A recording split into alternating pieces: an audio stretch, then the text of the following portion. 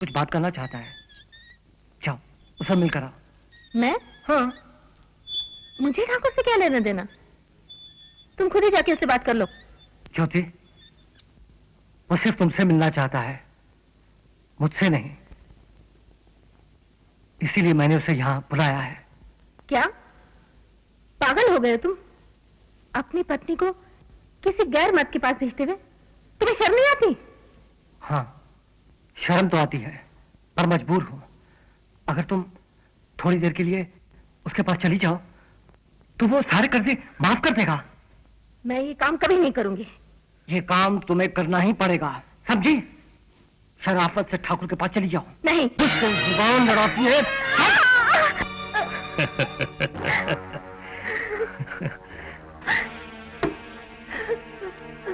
उठो ज्योति, हमारे पास आओ। हमारे पास आके बैठो। आओ। नहीं, कभी नहीं।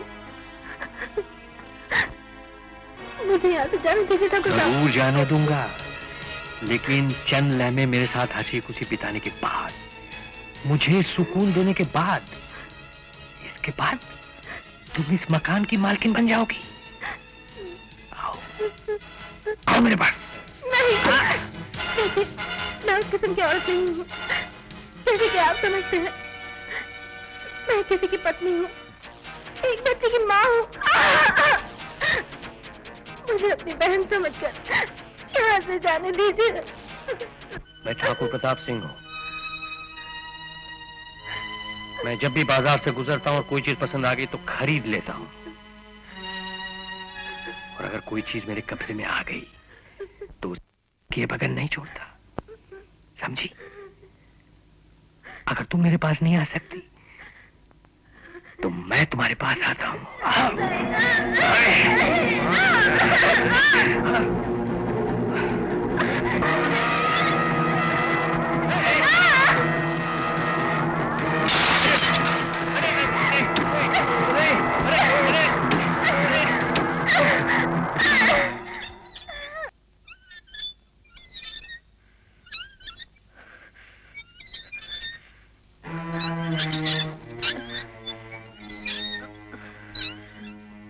क्या हुआ ज्योति?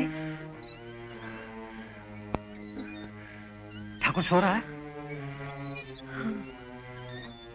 मैंने उस नीच को हमेशा के लिए सुला दिया। क्या? तुमने ठाकुर को मार डाला?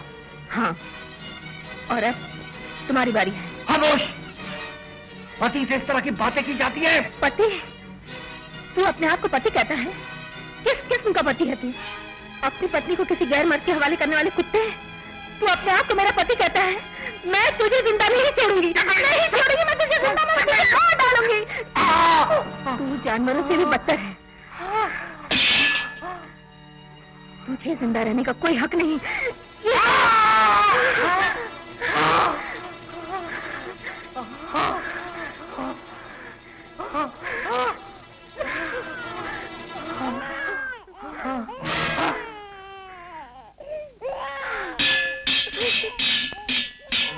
मेरे बच्चे,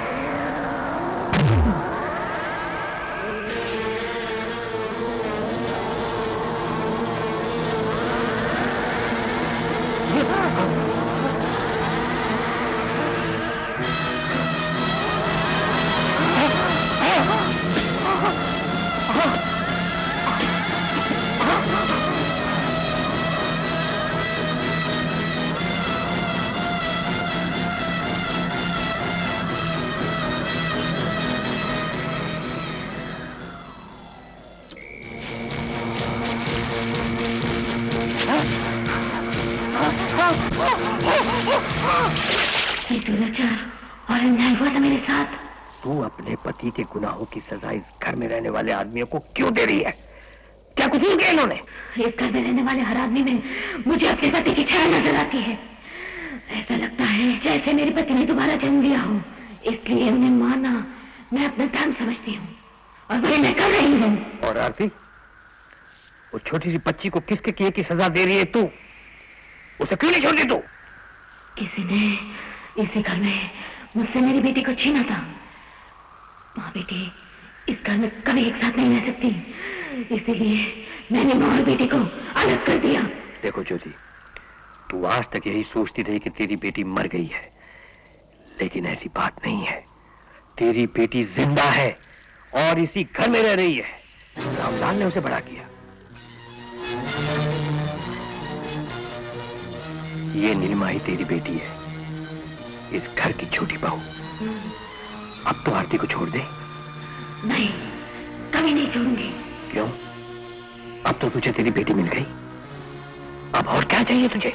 हाँ, मेरी बेटी तो मुझे मिल गई, लेकिन मेरी बेटी को क्या मिला? ये घर तो उसे नहीं मिला, ये घर तो सुधीर के नाम पे था। उसके मरने के बाद शांति इस घर की मालकिन बनी। मेरी नीलिमा तो नहीं, मैं आरती को कभी नहीं छोड़ूंगी। कैसे वापस नहीं करेगी? तू मेरी शक्ति को नहीं जानती। शराफत से आरती को वापस कर दे, और अगर मेरे साथ कोई नाटक करने की कोशिश की तो तू कहीं की नहीं रहेगी, ना आकाश की, ना धरती की, और ना ही पता की।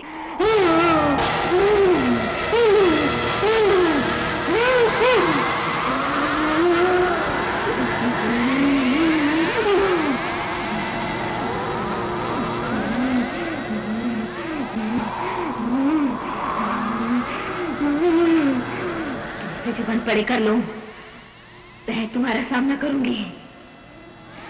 मैं आरती को कभी वापस नहीं करूंगी।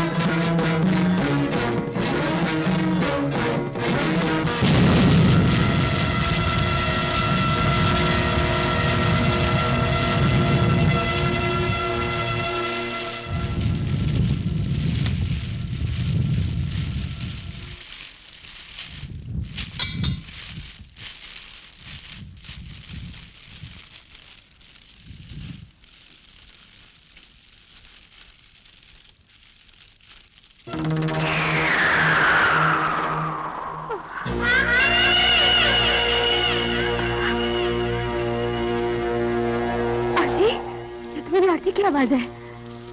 आरती,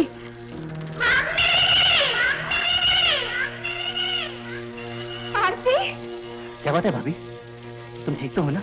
विक्रम, मेरी आरती यहीं कहीं है। आप लोग ऐसे क्या देख रहे हैं? आप लोग को आरती की आवाज नहीं सुनाई दे रही? आरती, आरती कहाँ तुम? मैं आ रही हूँ बेटी, मैं आ रही हूँ। तुम में से जो भी तीक्ष्ण मनोबल वाला हो, प्रेतावास में जाके बच्ची को ले आए। मैं जाकर अपनी बच्ची को लेकर आती हूँ।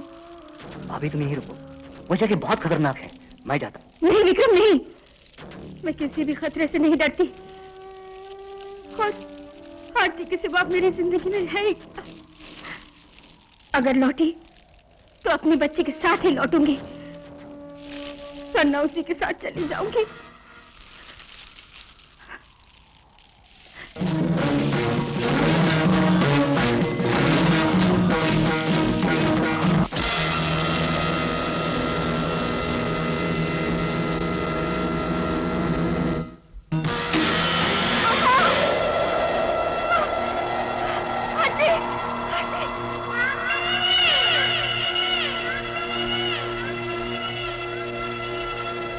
आरती,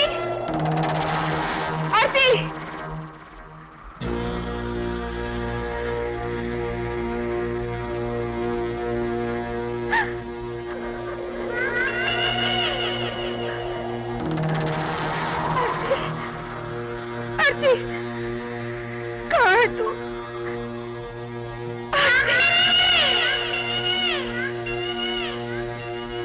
आरती,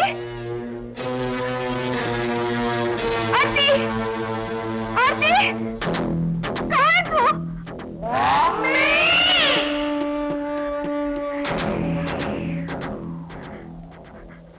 आरती, आरती कहाँ है तू? मेरी बच्ची वहीं रहना, मैं आ रही हूँ, मैं आ रही हूँ।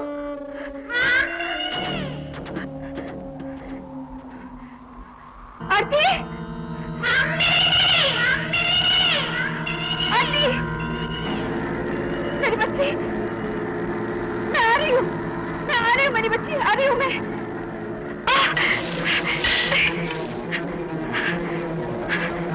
आरती,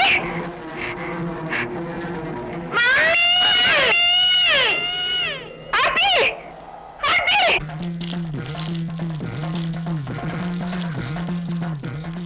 विक्रम, तुम शांति के साथ जाओ।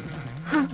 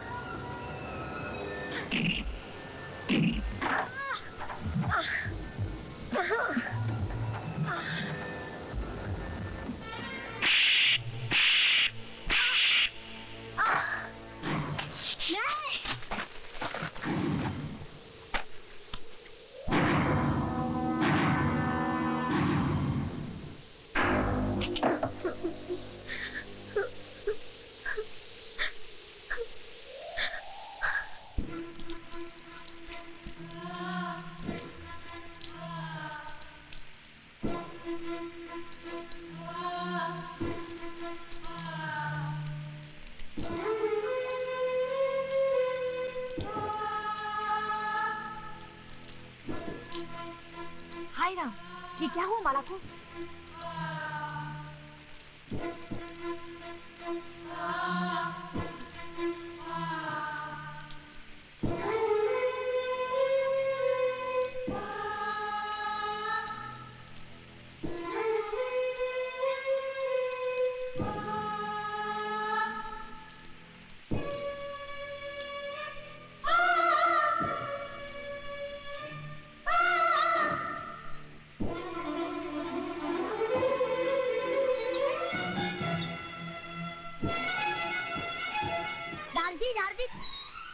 दारजी देखो माला दीदी को क्या हो गया?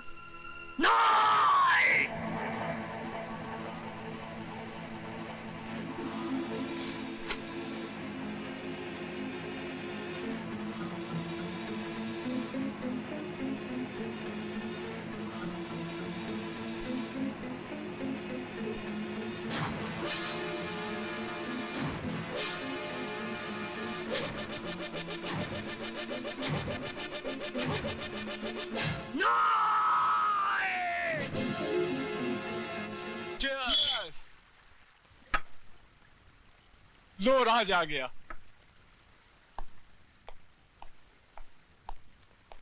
राज, आज बहुत देर कर दी, कहाँ रह गया था? हिसाब बराबर करने में जरा वक्त लग गया। हिसाब? कैसा हिसाब? तुम शायद भूल गए, प्रकाश की शादी में एक लड़की ने मेरे मुंह पर तमाचा मारा था। हाँ तो? आज मैंने उसके मुंह पर ऐसा तमाचा मारा है कि अब वो जिंदगी भर सर उठाकर जी नहीं सकेगी।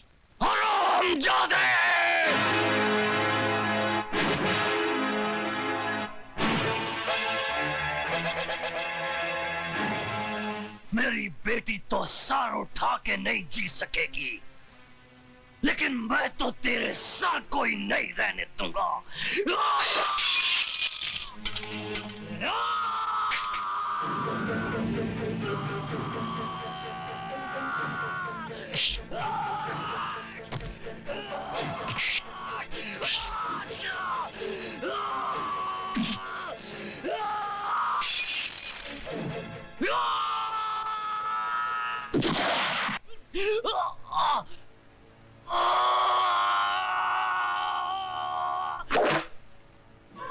बाबा, बाबा, बाबा ठीक तो है ना बाबा? Arrest him. विनोद, छोड़ दे मुझे। मैं इस हरामजादे को जिंदा नहीं छोड़ूंगा। इसने हमारी माला की इसको इसके किए की सजा मिलेगी बाबा, इसको इसके किए की सजा मिलेगी।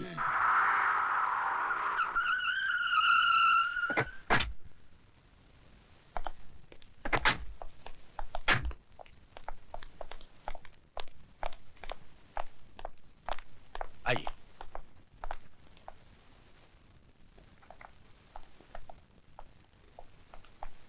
मैं हूं एडवोकेट वाघमारे और आप हैं राय बहादुर दीवानचंद। बैठिए। और ये हैं इनके बेटे राज का बेल ऑर्डर।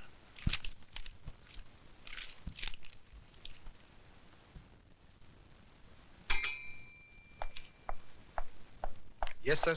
324 वाले को ले आओ। Okay sir. ए, चलो, साहब ने तुमको बुलाया। आइए राज साहब, आइए बैठिए।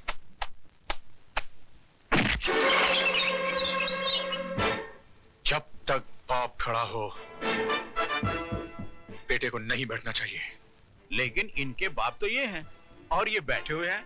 बाप थे जब ये सिर्फ बेटा था, अब ये मुजरिम है। कानून इसका बाप है। Just who do you think you are, Inspector Khan? I don't think. I know who I am.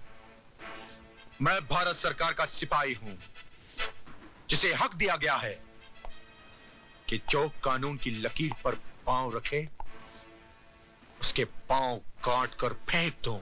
Inspector Khan, तुम्हें यह वर्दी सिर्फ इसलिए मिली है कि तुम मुजरिम को गिरफ्तार करो, इसलिए नहीं कि तुम उसे सजा भी दो। और आपको यह काला कोट इसलिए दिया गया है कि आप सच्चाई को अदालत के सामने पेश करें, इसलिए नहीं कि अपने मौकिल की बड़वागिरी करें। अरे जिस रुमाल से आप अपना मुंह साफ करते हैं, उसी रुमाल से आप अपने मौकिल की गंदगी साफ करते हैं। वाह, आपकी तो तारीफ करनी पड़ेगी इंस्पेक्टर खान, एक पब्लिक सर्वेंट होके पब्लिक के साथ कैसा सलूक कर रहे हैं। थोड़ी तारीफ अपने बेटे की नहीं करेंगे, जिसने एक मासूम लड़की की इज्जत छोटे छोटे बच्चों के सामने नीलाम कर दी।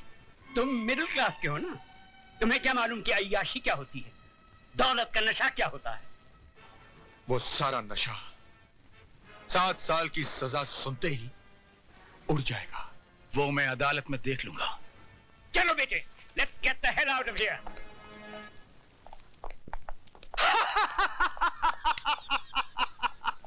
राय बहादुर उस चीज का इस्तेमाल कभी नहीं करता है जिस पे एक भी दाग लग गया हो तो उठा के फेंक दो अपने बेटे को। इस पे भी तो दाग लग गया है, फेंक दो। फेंक दो राय बहादुर, उठा के फेंक दो अपने बेटे को। उठाकर फेंक दो राय बहादुर, फेंक दो अपने बेटे को।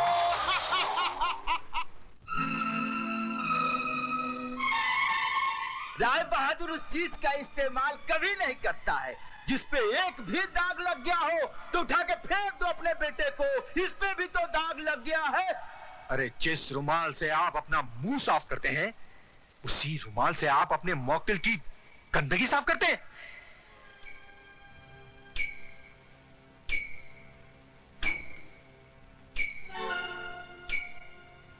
बड़ी मलिक, चाय।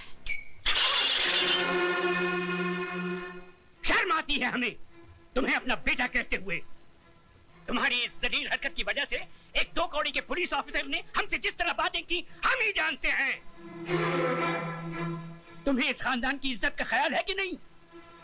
I'm sorry, Dad. सॉरी? तुम्हारे सॉरी कहने से इस हवेली पे लगे हुए दाग मिट जाएंगे क्या? अरे जवानी इतनी ही भड़क रही थी तो खरीद लेते उस चीज को, यूं ही मुंह मारने की क्या जरूरत थी? गुस्सा थूक दीजिए बाबूजी, बच्चा है, गलती हो गई। इस गलती की सजा जानती हो तुम? 7 साल इसे जेल में चट्टी पीसनी पड़ेगी। इसकी आंखों की चमक और इसकी गालों की लाली बुढ़ापे के अंधेरे में बदल जाएगी। ऐसा कुछ भी नहीं होगा बाबूजी, अगर आप थोड़े ठंडे दिमाग से काम लेंगे तो। मतलब? हैसियत ही क्या है उस लड़की की? कौन है वो? गरीब, बेबस, बेसहारा। ऐसे लोग गला फाड़ फाड़ कर अगर सच भी बोलें तो दुनिया उसे झूठ ही मानती है। पुलिस वाले सबसे ज्यादा बात उसकी मानते हैं जिसके पास दौलत है। मगर ये काम आसान नहीं है बहू। FIR दर्ज हो चुकी है और दर्ज करने वाला पुलिस ऑफिसर कोई आम आदमी नहीं है। वो एक जिद्दी इंसान है जिसे ईमानदारी की बीमारी है। वो मर जाएगा मगर टूटेगा नहीं। तो फिर चोट वहां कीजिए बाबूजी जहां दीवार कमजोर हो। ज्ञानी करतार सिंह एक मामूली गैराज का मालिक है। उसकी जिंदगी गुजरी है टूटी फूटी कारों के बीच में। चमकती कार में सवार होकर जाइए और उसके कालिख लगे हाथों पर चंद चांदी के सिक्के रख दीजिए। 2 मिनट में उसकी आंखें चुंधिया जाएंगी। चलो तो फिर ये भी आजमा के देख लेते।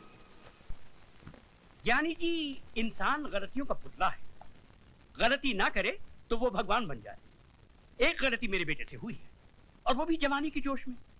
जवानी के जोश में हुई हो या दौलत के नशे में, गलती तो गलती होती है और हर गलती की एक सजा है जो इस मुल्क का कानून अदालत में सुनाता है। 2 खानदानों की बातें अदालत तक जाएं, हमारी और आपकी पगड़ी बाजार में उछाली जाए। हमारी पगड़ी तो आपके बेटे ने उछाल दी, अब आपकी पगड़ी की बारी है।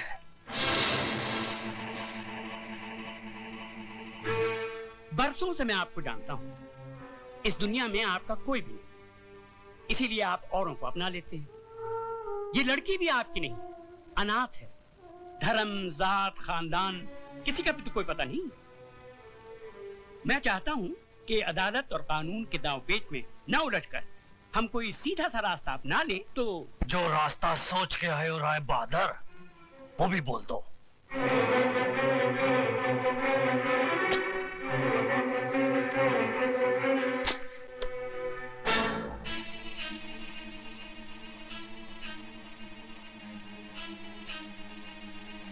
ये 2 लाख रुपए हैं। उस लड़की ने इतनी बड़ी रकम देखना तो दूर सोचा भी नहीं होगा। ये आप उसे दे दीजिए, वो इस शहर से कहीं दूर जाकर एक नई जिंदगी शुरू कर सकती है।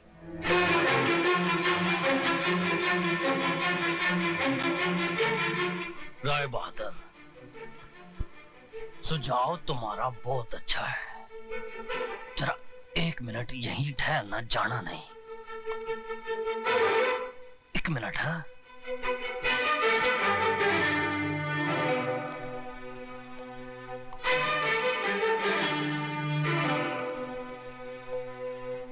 आपने मेरी बेटी की इज्जत की कीमत बहुत कम लगाई है, लेकिन मैं ऐसा नहीं करूंगा। ये 2 लाख नहीं 4 लाख रुपए हैं। अपने कार की बहू को रात को मेरे साथ सुला दो। ये केदार सिंह, यकीन मानिए मैं मुकदमा भी वापस ले लूंगा। बाकी की जिंदगी आपकी बहू इस शहर से कहीं दूर जाके बिता सकती है, बड़ी खुश हो जाएगी। तुम उस मामूली लड़की का मुकाबला मेरी बहू से कर। चुप है, वरना इस कार से तू नहीं तेरी लाश जाएगी।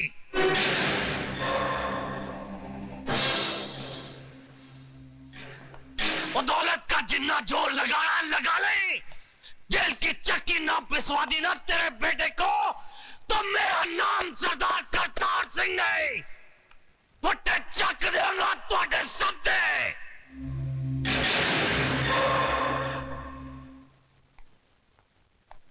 राय साहब, हिंदुस्तान की अदालतों में मुझे ज्ञान प्रकाश नहीं, माइक टाइसन के नाम से बुलाया जाता है। जिस तरह वो बॉक्सिंग रिंग में उतर के घूंसों की बौछार कर देता है, उसी तरह मैं अदालत में गंदे और अश्लील सवालों की बारिश कर देता हूं। आपके बेटे ने तो उसके कपड़े उतारने के लिए अपने हाथों का इस्तेमाल किया होगा, लेकिन मैं उसे अपने सवालों से नंगा करूंगा। रेप क्या है उसका मतलब मैं समझाऊंगा उसे। अदालत में जब बलात्कार का मुकदमा चलता है तो ऐसा लगता है कि यह अदालत नहीं, जिस्म बेचने का बाजार है, जहां औरत के जिस्म के हर उस हिस्से की बात होती है जिसे भगवान ने शर्म की मिट्टी से संवारा है। माला, तुम सुन रही हो ना? आप बोलते जाइए। जानती हो कैसे कैसे सवाल पूछे जाएंगे? जब तुम्हारा बलात्कार हो रहा था तो तुम्हारी साड़ी कहां थी? जांघों के ऊपर या जांघों के नीचे? ब्लाउज कहां था? बदन पे था या उतार लिया गया था? रेप करने वाले के हाथ तुम्हारी जांघों पर थे या तुम्हारे स्तन पर? चुप कर वकीला, चुप कर। अगर मेरी बेटी से ऐसे गंदे गंदे सवाल पूछे जाएंगे तो नहीं चाहिए मुझे इंसाफ। लेकिन मुझे चाहिए इंसाफ। क्या पूछेगा वो वकील? यही ना कि उस लड़के का हाथ कहाँ था, जांघों पर या छाती पर? छाती क्या होती है वो मैं उसे बताऊंगी। यह है छाती, जिसका दूध पीकर हर मर्द की छाती चौड़ी होती है। इसे कहते हैं स्तन। अगर अपनी माँ का दूध पीते वक्त ठीक से न देख सका हो तो मैं उसे दिखाती हूँ। मैं औरत हूँ और मुझे फक्र है कि मैं वो काम कर सकती हूँ जो दुनिया का कोई भी मर्द नहीं कर सकता। अपने जिस्म में एक नए इंसान को जन्म दे सकती हूँ। अपनी छाती का दूध पिलाकर उसे बड़ा कर सकती हूँ, जो आगे चलकर राम या रहीम बनेगा। शाबाश माला, शाबाश। अगर हिंदुस्तान की हर औरत तुम्हारी तरह बेखौफ हो जाए तो इस समाज में औरत को वही दर्जा मिलेगा जो उसे मिलना चाहिए। शाबाश।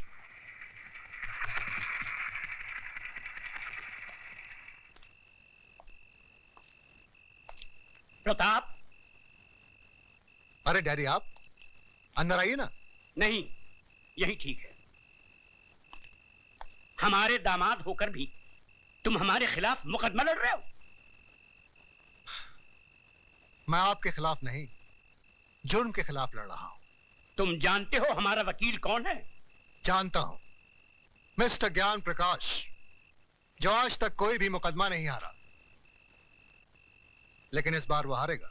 क्या सुधा को मालूम है कि तुम हमारे खिलाफ? डैडी, मुझे सिर्फ मालूम ही नहीं है, बल्कि मैंने खुद इनसे कहा था कि माला का मुकदमा ये लड़े। सुधा, तुमने? डैडी, राज के जुर्म को छुपाइए मत, वरना एक दिन। मैं तुम्हारा भाषण सुनने नहीं आया हूं यहाँ। तो फिर आप जा सकते हैं।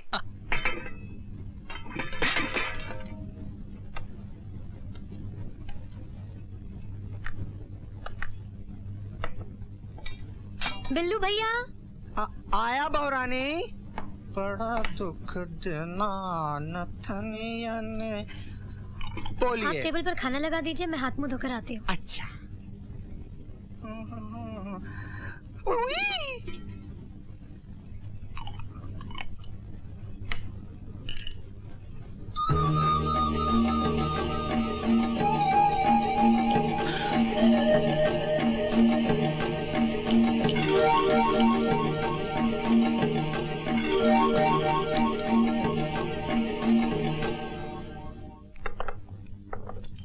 खाना आज भाभी ने खुद अपने हाथों से बनाया है। लो बेटा, ये लीजिए। अरे भैया को भी दो ना सब्जी। ये ले बेटा।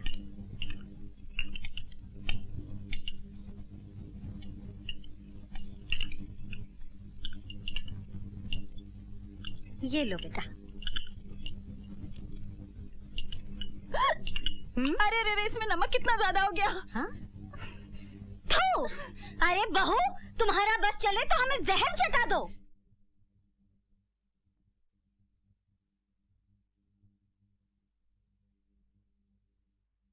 माँ जी, नमक कुछ ज्यादा हो गया क्या? कुछ नहीं, बहुत ज्यादा हो गया।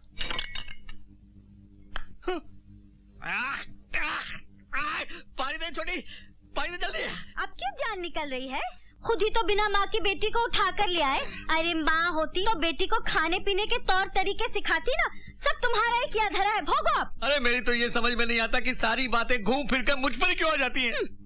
माँ जी, मैं फिर से खाना बना दूं? बस बस रहने दे बहू, खाना हम बना देंगे। तू सिर्फ बर्तन साफ कर दिया कर। जी। याद रहे, मैंने बर्तन साफ करने के लिए कहा है, तोड़ने फोड़ने के लिए नहीं। हाय दैया, बेचारे के हाथन की मेहंदी तक नहीं छूटी है और इतना ढेर सारा काम। बाप रे बाप, इतने बर्तन। आओ, लगता है चौधराइन ने पड़ोसियों के बर्तन भी इधर से मंगा लिए। क्यों? हमारे अपने घर में बर्तन कम है क्या? वैसे भी अपना काम खुद ही करना चाहिए। काम करते रहने से सेहत भी ठीक रहती है और रात को नींद अच्छी आती है। और एक बात तुम दोनों कान खोल कर सुन लो, खबरदार जो मेरे घर के मामले में टांग अड़ाई तो, समझे? अरे इतने बर्तन? जाओ, चलो यहाँ से। आ जाते हैं पता नहीं कहाँ से मुंह उठा के। बड़े आए थे उसके हमदर्द बनके। लेकिन एक बात तो है मम्मी। क्या? तुमने बेचारे को कुछ ज्यादा ही बर्तन दे दिए हैं। अरे मैं तो और देने वाली थी ताकि रात भर घिसती रहे। वैसे भी निरंजन रात भर आने वाला नहीं है। वो कहाँ गए हैं? बैंक मैनेजर से मिलने गया होगा। इसी महारानी की वजह से तो सारा मामला खराब हुआ है। मैनेजर को पटाने के लिए दारू वारू पिलाएगा और सुबह को लौटेगा। माँ, खाना तैयार है। अच्छा चलो।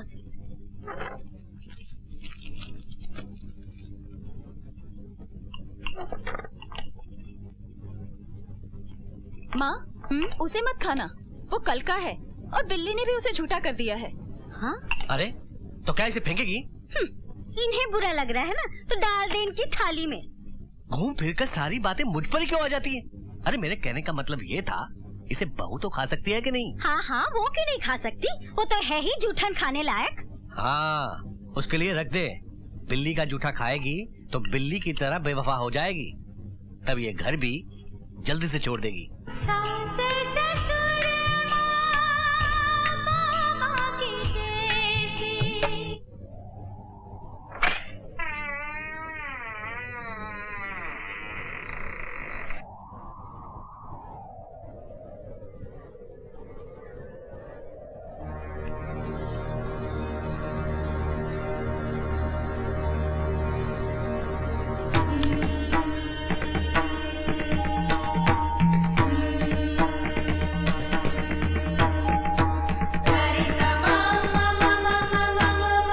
बहू,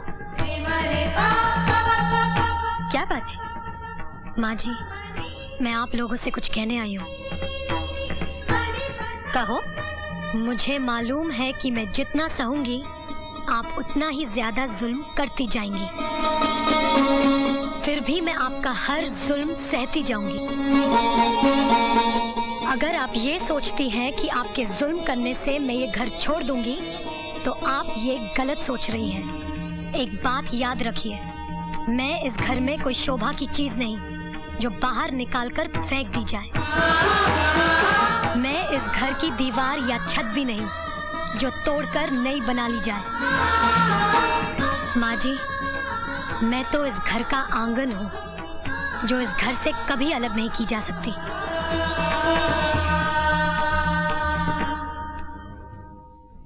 देखा देखा कैसे मुंह पर चोट करके चली गई।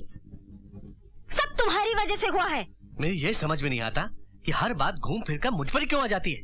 सबसे पहले तुम ही गए थे ना उसे देखने और आकर बोले साक्षात सरस्वती है। अभी का रूप देखा, दुर्गा लग रही थी। अब तो इसे निरंजन से ही ठीक कराना होगा। नहीं, मैंने खून नहीं किया। जब मैं अंदर गया तो उसका खून हो चुका था। ये सच है कि मैं मीना भाई के कोठे पे गया था। ये गलती मैंने जरूर की, लेकिन मेरा यकीन मानो, मैंने उसका खून नहीं किया। नहीं किया मैंने उसका खून। मेरे खिलाफ साजिश की गई है। मैं मरना नहीं चाहता। चलिए मैडम, मुलाकात का वक्त खत्म हो चुका है। पूजा, मैं मरना नहीं चाहता। मैं मरना नहीं चाहता पूजा। मैं मरना नहीं चाहता पूजा। मैं मरना नहीं चाहता। मैं मरना नहीं चाहता।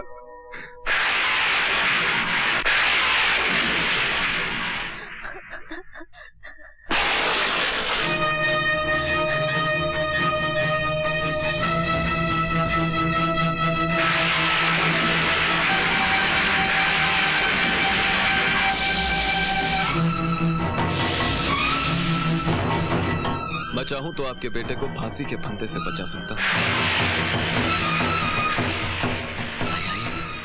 आइए आइए आइए आइए। आप वकील हैं? जी नहीं। जज हैं? नहीं। फिर कौन है आप? अजी, तुम्हें आम खाने से मतलब है पेड़ गिनने से? आप कोई भी हो, अगर आप मेरे बेटे को बचा सकते हैं तो बचा ले। उसके लिए आप जो मांगेंगे हम देंगे। सोच लीजिए, हम कीमत कुछ ज्यादा ही मांगने वाले हैं। जरूर देंगे। बोलिए क्या चाहिए? रुपया, पैसा, जमीन, जायदाद, बोलिए बोलिए।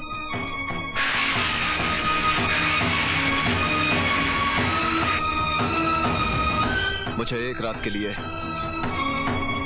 आपकी बहू चाहिए। क्या? एक बूढ़े बाप के लिए जवान बेटे की लाश से भारी और कोई चीज नहीं होती। अपने इन हाथों की ताकत को संभाल कर रखिए, वरना अपने बेटे की लाश कैसे उठा पाएंगे। अब तो इन कांधों पर शॉल भी नहीं रख पाते, फिर बेटे की अर्थी कैसे रख पाएंगे? वैसे फांसी से ज्यादा तकलीफ नहीं होती, सिर्फ गर्दन जरा सी लंबी हो जाती है और जबान थोड़ी सी बाहर आ जाती है। लेकिन घबराने की कोई बात नहीं है चौधरी साहब, आपको ज्यादा परेशानी नहीं होगी, क्योंकि कफन और लकड़ियां तो आप खुद बेचते हैं। अगर आप अपने बेटे की जिंदगी बचाना चाहते हैं तो ये रहा मेरा पता।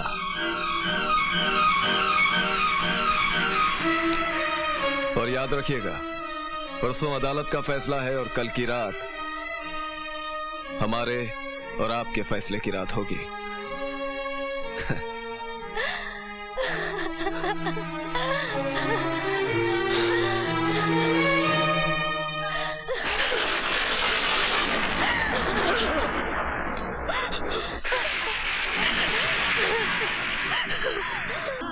तुम ही मेरे बेटे को बचा सकती है माँ। पूजा, अगर तुम अपने पति की जान बचाना चाहती हो तो एक ही रास्ता है, तुम अपनी इज्जत की बलि चढ़ा दो। तुम्हारे नहीं कहने से कुछ नहीं बदलने वाला। सोच लो, तुम्हें अपनी इज्जत चाहिए या अपने पति की जान?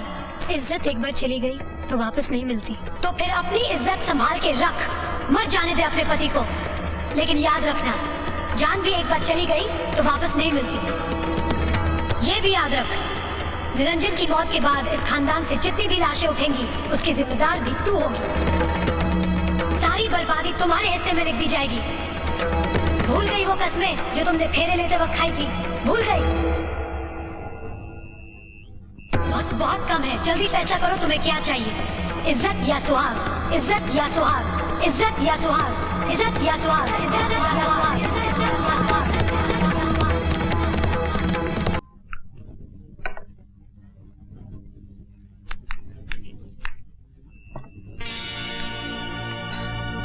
आइए, कम इन प्लीज।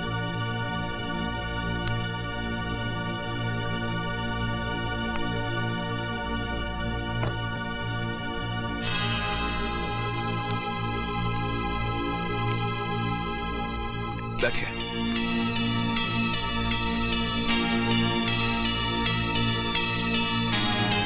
मुझे विश्वास था कि आप आए और आप आ गई। इस तरह से मेरी तो जीत हुई। मर्द की जीत तब होती है जब उसकी मर्दानगी की जीत हो। अगर मैं आपको बहुत पसंद आ गई थी तो मुझे अपने प्यार में इतना पागल कर देते कि मैं आपके पास भागी चली आती। तब आपकी मर्दानगी की जीत थी। लेकिन ये क्या, किसी को सफेद कफन पहनाकर अपने पास बुला लिया। ये आपकी मर्दानगी की हार है। हाँ, ये आप मेरा ये एल्बम देखिए, मैं अभी आता हूं। देखिए, आप यहां से बाइज्जत जा रहे हैं और कल निरंजन भी अदालत से बाइज्जत रिहा हो जाएगा। आप फिक्र मत कीजिएगा, ठीक है? जाइए।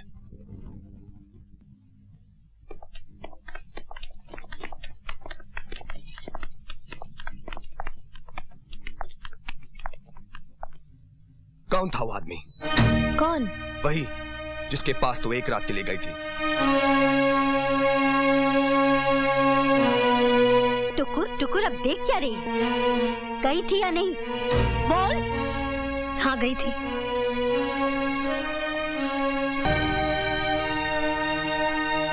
ये बोलते वक्त तुझे जरा भी शर्म नहीं आई? इसे शर्म क्या आएगी? अरे वैश्या भी बाजार में निकलती है ना तो चेहरे को आंचल से ढक लेती है, और ये तो ऐसे गर्दन उठाकर चल रही थी जैसे कोई किला फतेह करने जा रही हो।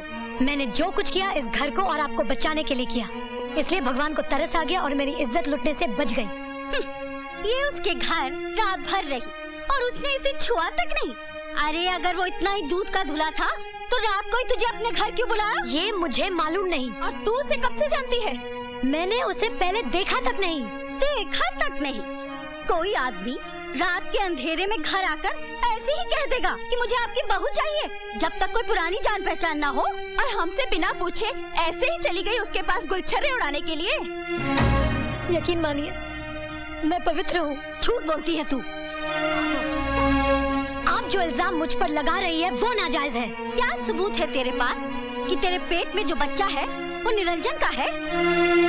हाँ हाँ, दे सबूत। अगर आपका बेटा आपसे सबूत मांगे कि वो जिसे बाप कह रहा है सचमुच उसका बाप है, तो क्या आप सबूत दे सकेंगी? आप दे सकेंगी?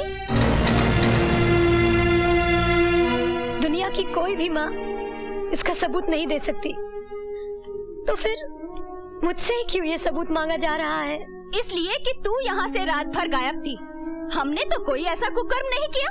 आप ही कहिए, कौन विश्वास करेगा कि कोई रात भर काजल की कोठरी में रहे और उसे जरा भी कालिक ना लगे? मान लीजिए कि मैंने पाप किया है, लेकिन क्या ये पाप पुण्य से अच्छा नहीं? नहीं नहीं, मैं इस घर से नहीं जाऊंगी। अरे तुम घड़ी क्या देख रही हो? निकालो इस चुड़ैल को बाहर। चल निकालो इस घर से। मुझे आप अपने से दूर मत कीजिए। छोटे चौधरी, कम से कम ये तो सोचो कि अब वो माँ बनने वाली है। तो क्या करूं? किसी और के कलंक को अपने माथे का टीका बना लूं? ठीक हुआ तेरे साथ, उल्टा हरामजादी। चल निकल बाहर।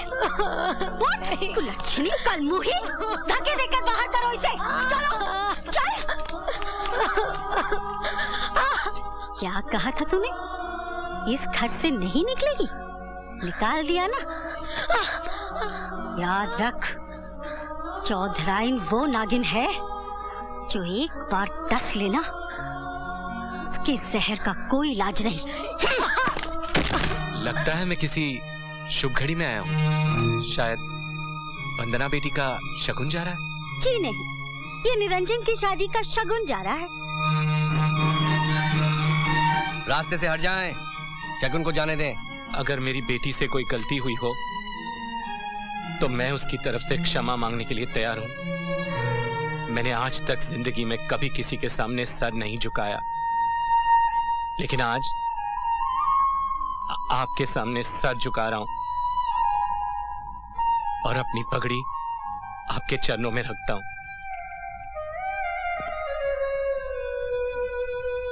कंगाल आदमी की पगड़ी और उसके सर की कीमत खोटे सिक्के से ज्यादा कुछ नहीं होती। जैसे अत्तर को रुई में भिगोकर कान में खोस लिया जाता है ना, वैसे आप मेरी भी बात अपने कान में खोस ले।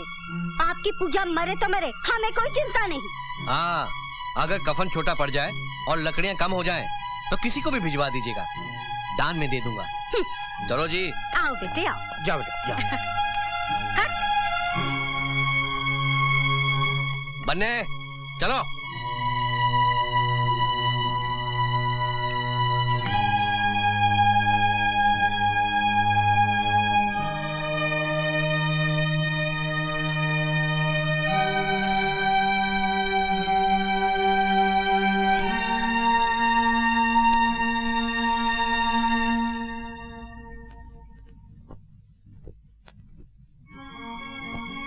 मैं पूजा को उस घर में रख लूंगा, लेकिन एक शर्त है, नेहा भी मेरे साथ रहेगी और मेरी सेवा करेगी। इससे आपकी शान भी बढ़ जाएगी। मेरी बीवी और रखेल आप दोनों के बाप कहलाएंगे। समझ में नहीं आता तुम्हें कुत्ता कहूं या सुअर। तुम तवाइफ के कोठे पे जाते तो हो ना, वहां एक कोना है जहां लोग बरसों से पान खाकर थूकते हैं। तुम उस कोने से भी ज्यादा गंदे हो, थूकने के लायक भी नहीं।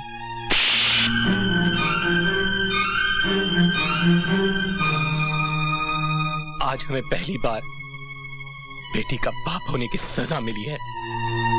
जब छोटे बड़ों पर हाथ छोड़ देते हैं ना, तो आसमान भी इंतकाम लेने की कसम खा लेता है।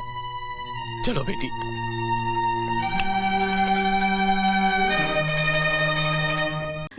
भाई बड़े अरसे के बाद अब की बार होली में मजा आया है कि नहीं? हाँ पापा जी, शादी के बाद यही होली याद रहेगी।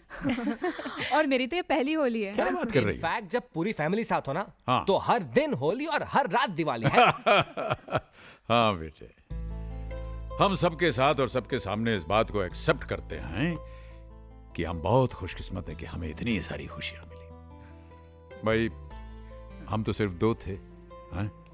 धीरे धीरे तुम सब लोग आ गए और हमारी खुशियों की दुनिया जो है वो और बढ़ गई। डैड, आप कुछ कहना चाहते थे? हाँ, कहना तो चाहते थे, लेकिन कहने से पहले हम कुछ पूछना भी चाहते। तो पूछिए ना डैड। भाई देखो, हमने तो हमेशा ये माना कि हमारे बच्चे लायक हैं, लेकिन हम ये जानना चाहते हैं कि हमारे बच्चे अपने मम्मी पापा को लायक समझते हैं या नहीं। डैड, आप भी ना बस। डैड, शायद इस दुनिया में कोई ऐसा हो जिसके माँ बाप आप दोनों से अच्छे हों। डैड, हम बेहद लकी हैं डैड, जो हमें आप जैसे लविंग और केयरिंग पेरेंट्स मिले। Thank you, thank you.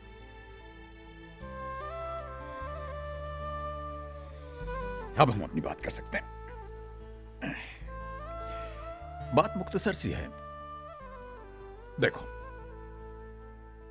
पिछले 40 सालों में हमने जो कुछ भी जमा किया, उसे अगर हम खर्च करना चाहें तो हिसाब ये बनता है कि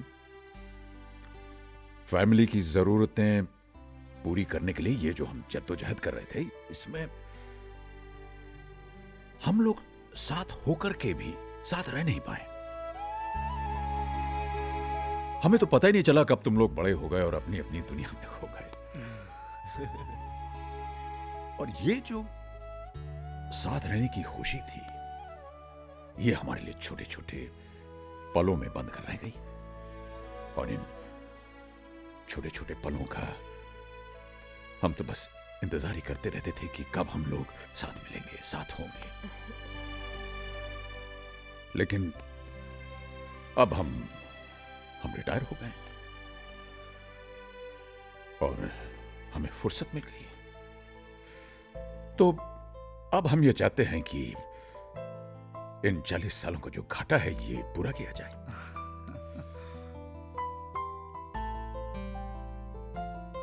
तुम लोगों को प्यार देकर, तुम लोगों का प्यार पाकर, तुम लोगों के साथ रहकर अब तक हम तुम्हारे बहुत सारे फैसले जीवन के करते आए, लेकिन अब हम चाहते हैं कि तुम लोग हमारी जिंदगी का फैसला करो।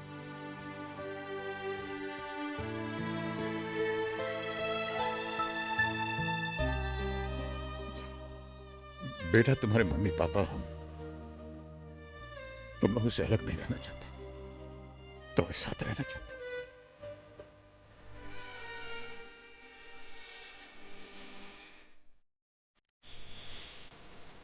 अब तुम लोग ये डिसाइड करो कि कब, कहां और किसके साथ हम रहेंगे।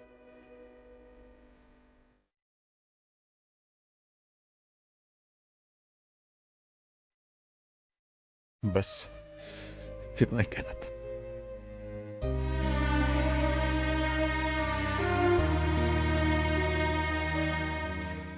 आपस में बात करना चाहते हैं? नहीं, करो करो, हम लोग बाहर चले जाते हैं। चलो पूजा, बच्चों को काम करने दो।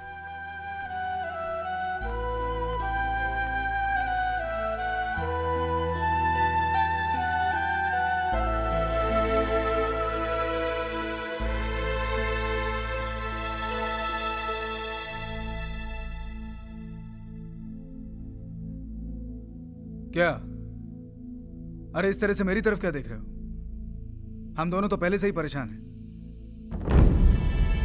एक बड़े शहर में इतनी महंगाई में रहना तुम लोग तो जानते हो ना। और 3-4 साल में बेटी की शादी होने वाली है, उसका क्या होगा? वाकई इट्स जस्ट नॉट पॉसिबल। भैया मैं तो डेफिनेटली मॉम डैड को अपने साथ ले जाता, लेकिन हीना भी काम पे जाती है और फिर नहीं रे बाबा, पहले जाके ऑफिस में पिसो, उसके बाद में घर आके सास ससुर के नखरे सहो। मुझसे नहीं होगा भाई। मैंने तो अभी अपनी जिंदगी शुरू की है। वैसे भी मेरी हालत पतली है। हर 11 महीने में मुझे घर बदलना पड़ रहा है। करण, तुम ही उन्हें लेकर क्यों नहीं जाते, जिससे तुम्हारी भी देखभाल हो जाएगी और उनकी भी। वाह भाभी वाह, thanks for the suggestion but no thanks. मैं खुद को नहीं संभाल सकता, उन दोनों को कैसे संभालूंगा? ये बच्चों ने बड़ी देर लगा दी अपना फैसला सुनाने में। जरूर उन लोगों में झगड़ा हो रहा होगा कि कौन पहले हमें अपने घर ले जाएगा। हाँ, ये हो सकता है।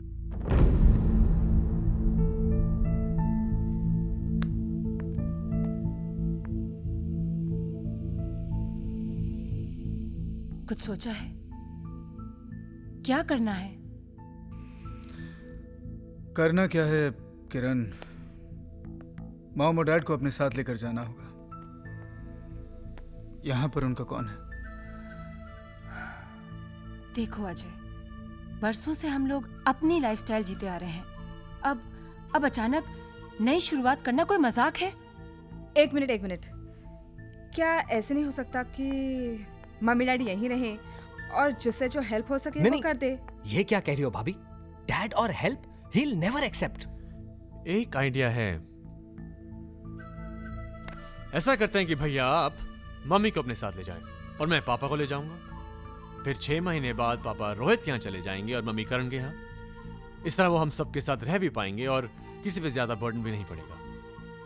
क्यों, कैसा लगा आइडिया? एकदम फ्लॉप आइडिया है भैया। आप लोग अच्छी तरह से जानते हैं कि मॉम और डैड एक दूसरे से अलग होने के लिए बिल्कुल राजी नहीं होंगे। यही तो मेरे हस्बैंड के आइडिया का मेन पंच है। ना ही मम्मी पापा एक दूसरे से अलग रहने को राजी होंगे, ना हमारे साथ आके रहेंगे। बात वहीं की वहीं खत्म। एग्जैक्टली। Very good. वो अपने घर पे खुश और हम अपने। लो आ गए। सॉरी डैड, आप लोगों को इतना इंतजार करना पड़ा। एक्चुअली डैड, हम लोग ये डिसाइड ही नहीं कर पा रहे थे कि पहले कौन आप लोगों को अपने साथ ले जाएगा। हाँ, वो करण तो कहने लगा कि अगर मम्मी पापा बारी बारी हर एक के साथ रहेंगे तो इसका नंबर तो 2 साल के बाद आएगा। ऑफ कोर्स, मैं इतना क्यों वेट करूं? हाँ ए करण, तू कहाँ से बीच में आ गया? तुझसे पहले मैं हूँ। जी तो चाहता है कि मम्मी पापा को चुराकर मैं ही रख लूं हमेशा के लिए। तो सबकी फीलिंग्स को ध्यान में रखते हुए हमने ये तय किया है कि पापा मेरे साथ रहेंगे, मम्मी किरण के साथ रहेंगी। फिर 6 महीने के बाद पापा रोहित के साथ और मम्मी करण के साथ रहेंगी। इस तरह से आप दोनों का प्यार हम सब में बढ़ता रहेगा। क्यों? ठीक है ना?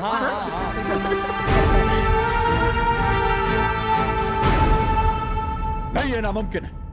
बच्चे हमारा प्यार नहीं, हमें बांटना चाह रहे हैं। मेरी बात तो सुनिए। नहीं, हम आपकी बात नहीं सुनेंगे। हम तुम्हें नहीं छोड़ सकते, बस बोल दिया हमने।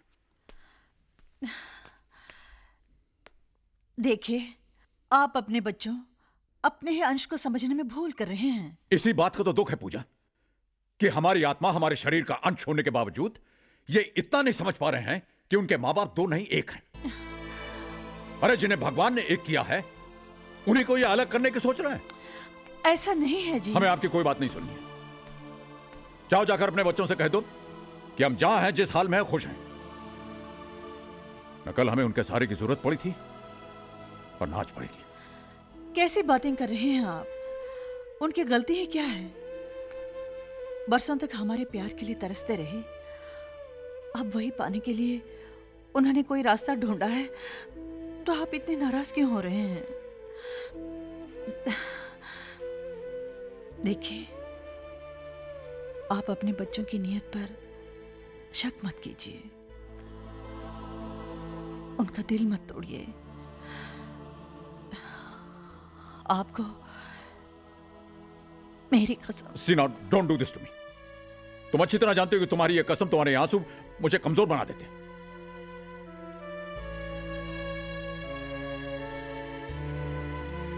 ठीक है, जाइए जाइए जाइए, जो कुछ आपको कहना है अपने बच्चों से जाके कह दीजिए।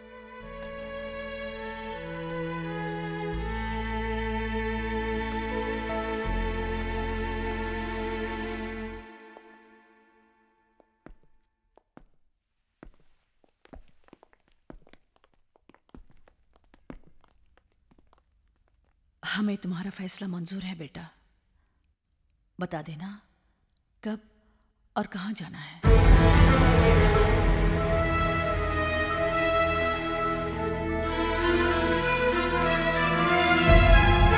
तुम लोग अपने आइडिया पर बड़े खुश हो रहे थे, अब देख लिया। हमें क्या पता था खातिर कराने का इतना शौक है कि अलग तक रहने को राजी हो जाएंगे।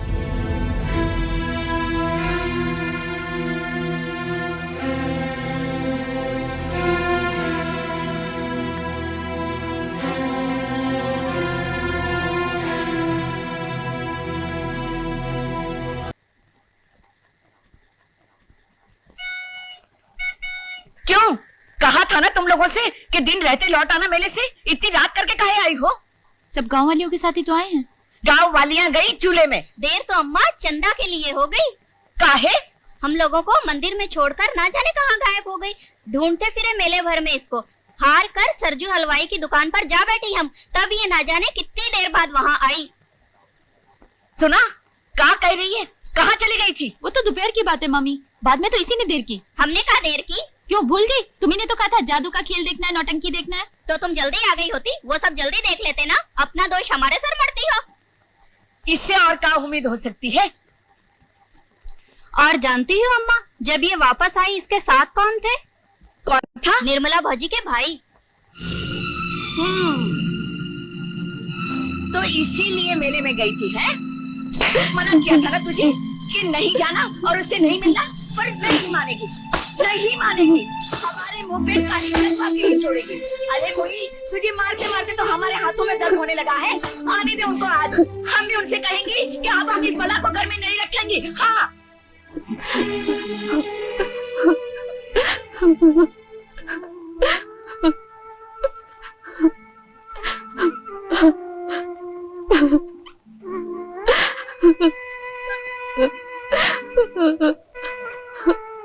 दीदी, ये मम्मा तुम्हें रोज रोज क्यों मारती है? तुम बापू से क्यों नहीं कहती? मारती है तो क्या हुआ? नहीं दीदी, ये हमें अच्छा नहीं लगता।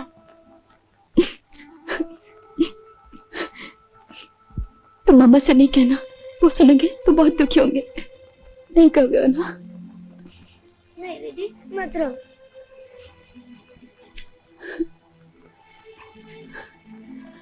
तुमसे कुछ बात करनी है। बोलो। देखो, अब अपनी चंदा का कुछ ठिकाना कर दो। करेंगे करेंगे, कोई ढंग का लड़का मिल जाएगा तो शादी भी कर देंगे। तो चलो, लड़का हम बताती हैं। वो खुद चंदा से ब्याह करना चाहता है, आप ही आकर उसने बात चलाई है। लेकिन लड़का है कौन? अरे वही अपना बंसी, और कौन? ये क्या कह रही हो तुम? बंसी? हाँ, वो कह रहा था हमें दहेज वहेज देने की कोई भी जरूरत नहीं है। नहीं नहीं। अरे बल्कि वो तो शादी का सारा खर्चा उठाने को तैयार है, हमें कुछ भी खर्चा नहीं करना पड़ेगा। तो तुम्हारा मतलब ये है कि हम उस लड़की को उसके हाथ बेच दें? ओहो, बेचने को कौन कह रहा है? और क्या कह रही हो? हम तो इसलिए कह रहे हैं कि जैसी अनाथ है वैसे ही ब्याह दो, जो पैसे बचेंगे उसमें दीपा की शादी होगी। अब वो भी तो सियानी हो गई है। मालूम है, लेकिन हम चंदा की शादी बंसी के साथ हरगिज नहीं करेंगे।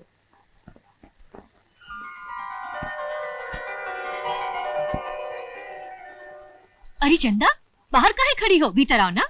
आई तो रहे थे। आओ बैठो। बैठो ना। क्या बात है आज? कुछ शर्मा रही हो, कुछ खुश नजर आ रही हो? कहीं तुम्हारी शादी तो तय नहीं हो गई? तय होते होते रह गई तो उसमें इतनी खुशी? पूरी बात तो सुनो भौजी। रात मामी मामा से कह रही थी कि हमारी शादी बंसी के साथ कर दें। सुना है बंसी तो बड़ा बदमाश है। हाँ सच्ची तो है, जिसे पाता है उसी को छेड़ता है, इसीलिए मामा ने मना कर दिया। मामी तो बहुत गुस्से में, पर हम तो बच गए। अच्छा हुआ। अच्छा भौजी, तुमने अपने भैया को चिट्ठी लिखी थी हमारे बारे में? हाँ लिखी तो थी, लेकिन तुम्हें कैसे मालूम? वो कल मिले थे ना मेले में। तो हमारे भैया वो हो गए ना तुम्हारे। भौजी बताओ ना क्या क्या बातें हुई? कुछ नहीं। कुछ तो? कुछ भी नहीं। कुछ तो। भौजी फिर तो हमको एक चिट्ठी और लिखनी पड़ेगी। भौजी वहाँ चंदा नाम की कोई लड़की है, तुम शायद उसे पसंद करते हो, क्यों? जी। अरे कहाँ ब्याह कर रहे हो लड़के का? हमें भी तो बताओ। लो, इसीलिए तो बुलाया तुमको। अच्छा। निर्मला ने अपने यहाँ की एक लड़की के बारे में लिखा है। हाँ। लड़की नरेंद्र को भी पसंद है। अच्छा, कौन है वो लड़की? वहाँ के स्कूल मास्टर की भांजी है, उन्हीं के पास रहती है। और माँ बाप? नहीं है। नहीं नहीं, ऐसी बहू हमें नहीं चाहिए। ब्याह शादी तो ऐसी जगह करना चाहिए जहाँ भरा पूरा परिवार हो, 4 रिश्ते नाते बढ़े। फिर है तो ये स्कूल मास्टर, देंगे क्या? और हमें कुछ लेने की जरूरत ही क्या है? अरे वाह। हाँ। एक गरीब अनाथ लड़की को आश्रय मिल जाए, इससे अच्छी बात क्या है? देखो, लड़की का शील, स्वभाव, गुण, संस्कार, यही उसका दहेज है जो हमेशा काम आएगा। ये लेना देना कितने दिन रहता है? फिर भी हम जाकर लड़की को एक बार देखेंगे और उसके बाद फैसला करेंगे।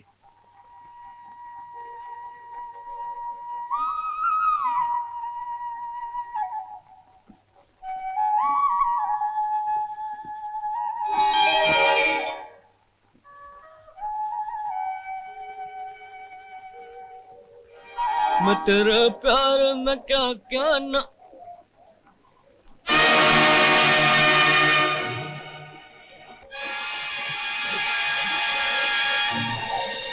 अरे जरा ठहरो तो चंदा रानी। रास्ता छोड़ो बंसी। रास्ता तो छोड़ देंगे, पर आज तुम्हें नहीं छोड़ेंगे। चलो वहाँ बैठ के प्यार की 2 बातें करें। आओ। तुम्हारी बकवास सुनने की फुर्सत नहीं हमको, हटो जाने दो। खबरदार बंसी, आगे बढ़ तो।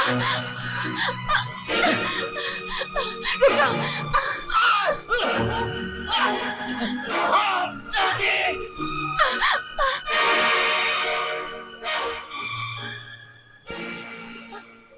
क्या बात है बेटी? कुछ नहीं हुआ। कोई जानवर था क्या? हाँ, जानवर था। अच्छा अच्छा, डरो मत। कहाँ रहती हो तुम? वो सामने बिरमपुर गांव में। मैं भी वहीं जा रहा हूँ। यहाँ जंगल में अकेली कहाँ गई थी? मंदिर गए थे। अच्छा अच्छा, आओ।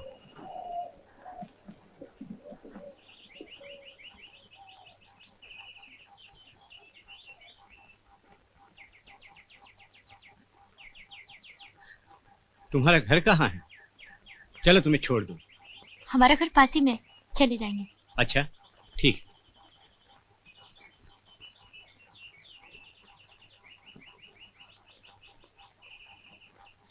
आप अध्यापक लोग तो सही माने में देश के मार्गदर्शक हैं। नहीं, मील का पत्थर कहिए, सिर्फ रास्ता दिखा सकते हैं, उस पर चलकर खुद कहीं नहीं पहुंच सकते। सच्चे मार्गदर्शक तो वो हैं जो खुद सबसे आगे चलकर मंजिल तक पहुंचते हैं। वाह, क्या बात कही है आपने। अच्छा बाबूजी, आपके लिए कुछ चाय वाय बनवाऊं?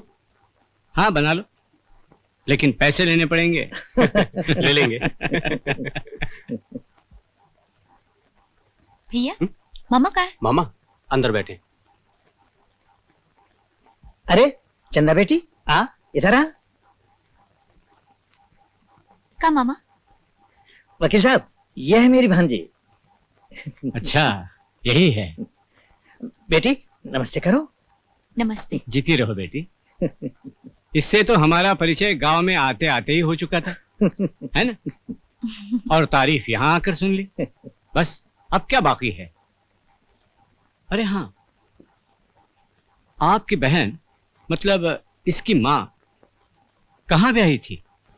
उनके परिवार का कौन कहाँ है? वो ऐसा है कि बेटी चंदा, तुम जाओ ना निर्मला के पास भीतर। हाँ। अच्छा हुआ आपने सब कुछ पूछ लिया, मैं आपको सब बता दूं। आओ आओ, खाली हाथ आई हो का? कुछ मिठाई विठाई लेकर नहीं आई? काहे? बनो मत, समझी नहीं का? हमारे बाबूजी आए हैं तुम्हें देखने। हाय राम, वो तुम्हारे बाबूजी हैं भौजी? हाँ, मगर देखो आज से तुम हमें भौजी बोलना छोड़ो, अब तक तुम हमारी भाभी होगी। का जाने उनको हम कैसे लगे? बहुत अच्छी लगी हो, इसमें कोई शक नहीं। अच्छा बैठो, अब हम तुम्हें मिठाई खिलाते हैं। तब से चंदा मेरे पास है।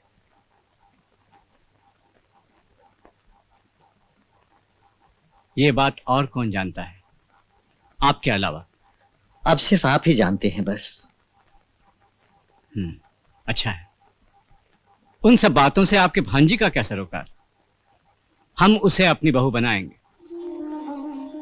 अब आज ही मुहूर्त निकलवाइए, हम सब तय करके जाएंगे। अरे क्या बात है बंसी बाबू, लगता है चाल कुछ बदल गई है। मजाक मत करो, आज मिजाज कुछ ठीक नहीं है हमारा। पान लगाओ। हाँ हाँ बैठो, पहले इनके पान बांध दे जरा। ये लो भैया। हाँ, क्या हुआ बंसी बाबू? कुछ नहीं, यूं ही जरा चोट लगी पाँव में। और अब दिल पर भी एक चोट खाने के लिए तैयार रहो। क्या मतलब? मतलब ये है कि चंदा की शादी तय हो रही है। हाँ, ये सतीश अभी पान लेके गया है ना, बता रहा था प्रताप के ससुर आए हैं अपने बेटे के साथ चंदा की शादी की बात पक्की करने।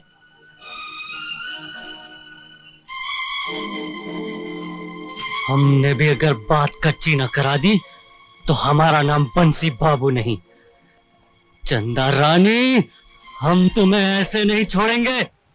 शिव शंकर शर्मा, यही लगता है।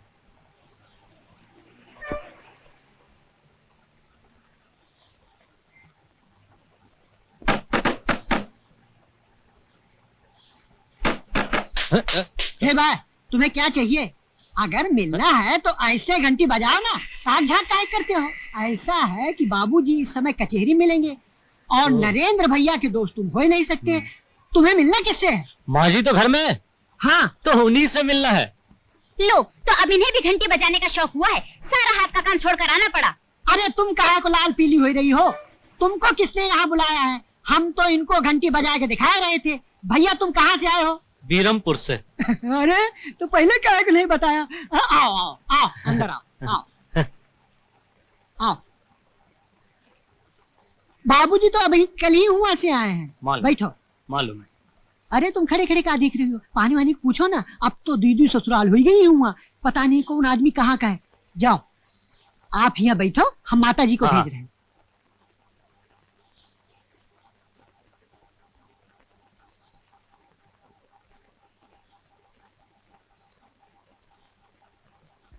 पाए लगी माँ जी। दूर से जीते रहो। कौन हो तुम? हमने तुम्हें पहचाना नहीं। तो बस आपके बच्चे ये माँ जी, प्रसाद तो दीजिए। लो जय हो। जीते रहो। कहाँ से आए हो? बस यहीं से माँ जी। बीरमपुर हम जाते आते रहते हैं। अच्छा। सुना है वो आपके लड़के की भी शादी तय हो रही है? हो गई है। हाँ, हाँ। हो गई है? हाँ। क्यों? नहीं ठीक है, अब तय हो ही गई है तो क्या कहें। नहीं बताओ ना, क्या बात है? कुछ नहीं, कोई खास बात नहीं। तो भी माँ जी, जिस लड़की से आपने रिश्ता तय किया है ना, वो आपके इस घर में आने के लायक नहीं है। क्या बात करते हो? आपका ठहरा कुलीन खानदान, और वो लड़की, उसके माँ बाप कौन थे, कहाँ से आए, क्या थे, कोई पता ठिकाना ही नहीं। यूं माँ साहब कहते जरूर है कि उनके दूर के रिश्ते की बहन की लड़की है, पर माँ जी आप इतना नेम धर्म मानती है इसलिए बता रहे, वरना हमें कहा। अच्छा माँ जी, आज्ञा चाहते हैं जयराम जी की। अच्छा जी।